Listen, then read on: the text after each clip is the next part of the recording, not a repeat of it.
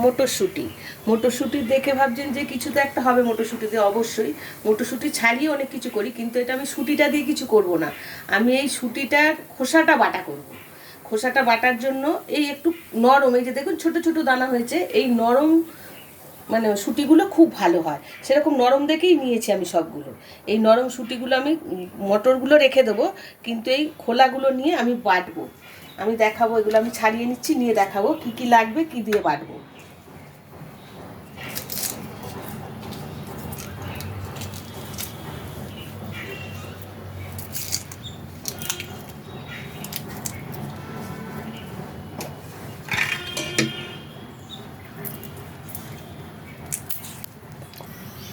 দেখুন মটরশুঁটিগুলো আমি ছাড়িয়ে নিয়েছি, দেখুন শুঁটির এই যে মটরগুলো বের করে নিয়েছি, আর খোলাগুলো রেখে দিয়েছি। খোলাগুলো আমি ধুয়ে নিলাম একটু।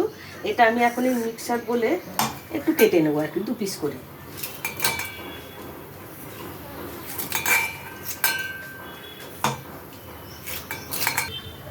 এইটা বাটার জন্য লাগবে আমার, আমি রসুন দেবো কটা, একটু শুকনো কড়াইতে, আর এই কালো জিরে, আর দেবো কটা শুকনো লঙ্কা।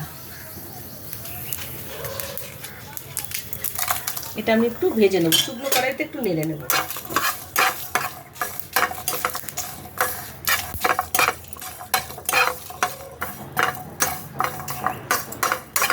এইগুলো ভাজা ভাজা হয়ে গেছে, এখন আমি গ্যাসটা বন্ধ করে দেবো। আমি মিক্সার বোলের মধ্যে এই যে কড়াইশুঁটিটা কুচিয়ে নিয়েছি, এর মধ্যে আমি এইগুলোও দিয়ে দিলাম।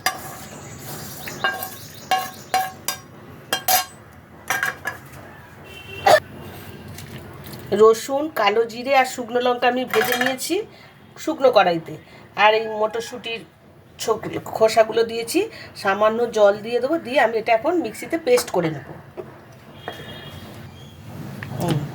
আমি বেটে নিয়েছি মটরশুঁটির খোসাটা মিক্সার বলে, এখন এটা আমি ঢেলে নেব।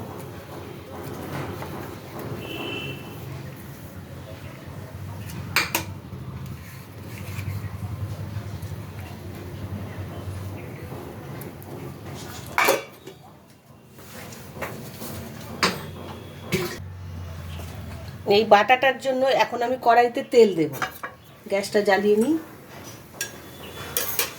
এটা সর্ষের তেল দিয়েই ভালো হবে। সর্ষের তেল দেব 2 চামচ।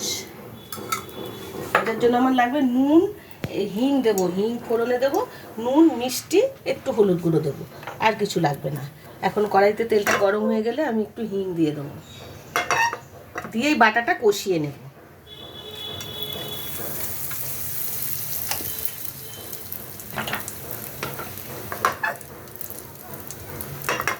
এখন এই বাটাটা আমি এর মধ্যে ঢেলে দেবো।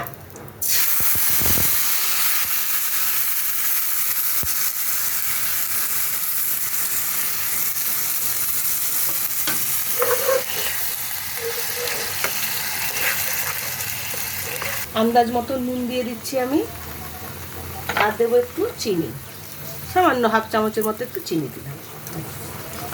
এটা ভালো করে আমি কষিয়ে নেব একদম।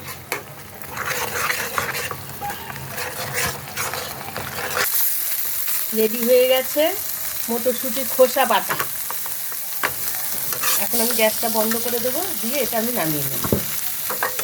কতটা নিয়েছিলাম, একদম মিক্সিতে ধরেনি, কিন্তু কড়াইতেও তখন দিলাম কতটা, কিন্তু টেনে গিয়ে একদম অল্প হয়ে গেছে। এটা আবার অল্প দিয়ে অনেকটা ভাত মেখে খাওয়া যায়, যে কোনো বাটা মানে অল্পতেই অনেকটা ভাত খাওয়া যায়।